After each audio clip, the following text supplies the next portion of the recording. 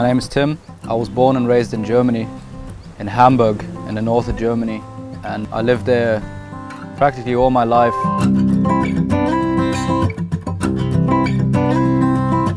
I finished school in mid-May this year, and I was always fascinated about, going away from the cities.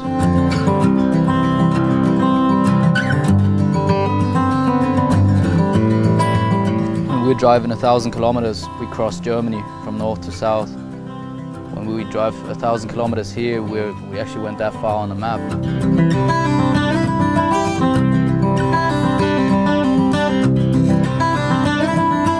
So yeah, I arrived on the farm and people were very friendly, very kind, very open-hearted. So they took me into their homes and they showed me around. They were very friendly.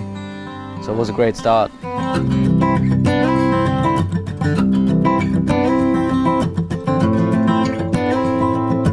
Well, what they called me on the farm is a backpacker. That is basically someone that comes into the country, wants to spend a year working in rural environments, on farms or whatever, but they don't have any qualifications, saying they're not mechanics or tractor drivers or whatever. They just come here to experience something different.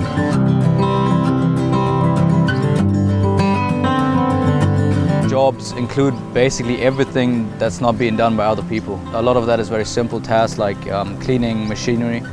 I've been spending hours and hours on the wash pad down the workshop.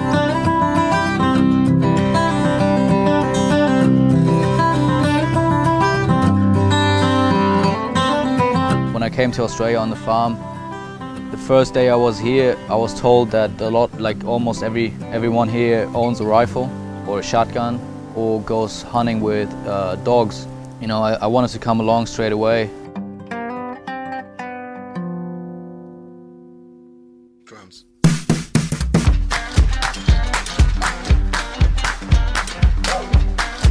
They take their vehicle and have dog cages on the back and have their dogs sit on the back of the ute, and they just drive around the farm, and the dogs smell for pigs, and when they smell one they just jump off.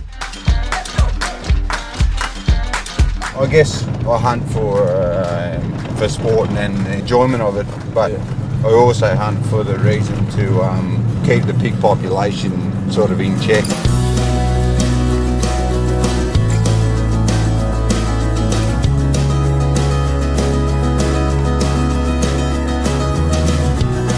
They're a real nuisance. They can sort of create a lot of damage.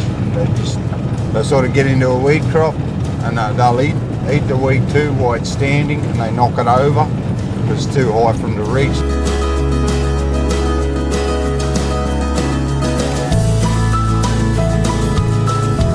You'll be driving a harvester and you'll see an area 3 or 4 times as big as a vehicle just flattened, and there's not just one area, there might be hundreds of them in a paddock.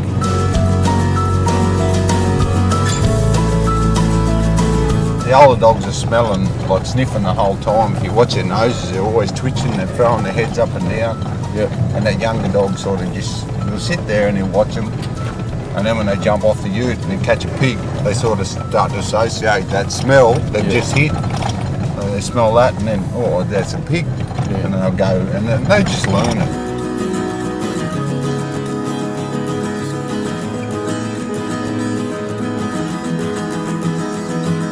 Quite hard to educate young dogs from scratch, but it can be done. It just takes a bit of work. Yeah. And good breeding as far as your hunting dog breeding, and just persistence. Just keep driving, just keep working.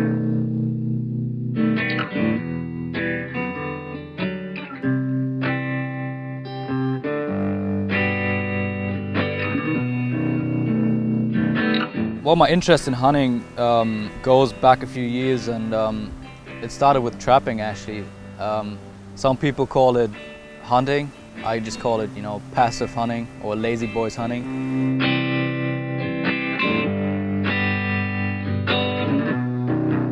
Bow hunting is very different from hunting with a rifle, just in the fact that the range you can shoot at, the distance you got to go to your prey is very different.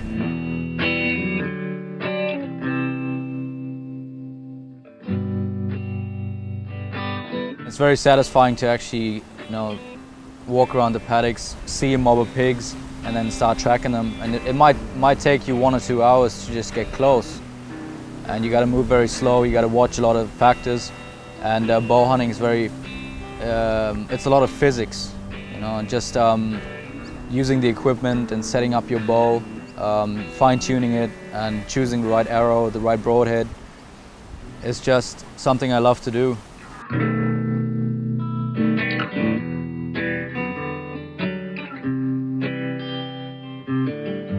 Being out in a remote area, being isolated from people and from the cities, made me realize that you have to adapt to certain situations, much more than you have to in the cities, and where you have big supermarkets and big stores and a lot of people that can help you.